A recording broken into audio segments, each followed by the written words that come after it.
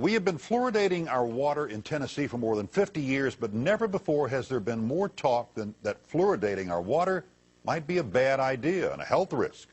Tonight, Dennis Ferrier has the latest developments on a story that impacts all of us. Joey Hensley is a respected physician. He's also a Tennessee state lawmaker. He is now combining those two professions to make a very strong point. We've been doing it 50 years, but just because we've been doing something 50 years doesn't necessarily mean that it's right. Hensley's talking about something most of us don't even think about, fluoridating water. After much research, the doctor has sent out a letter to every water district in Tennessee asking them to stop fluoridating water. The evidence, he says, fluoride works better when you rub it on your teeth, not when you drink it. That fluoridation is medication added to water without your permission, and that's wrong. But most of all, because the National Research Council believes young children are getting 3 to 4 times the dose of fluoride as adults.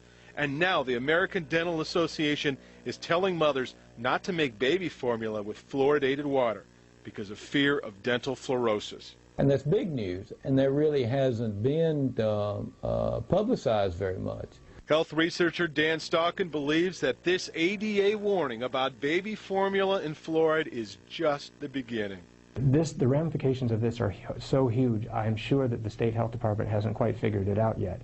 Because see, once the door cracks, and it is now for what it does to teeth, the next group, one of the next groups that's going to start raising their hands and saying, what about us, is people who are on dialysis and people who have borderline kidney damage and impairment.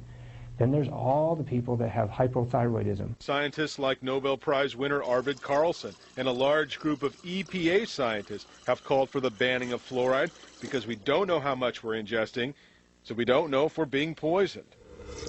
There are so many potential legal things about to happen that as a taxpayer, I think it would be really, really smart for the water districts and the Metro Nashville.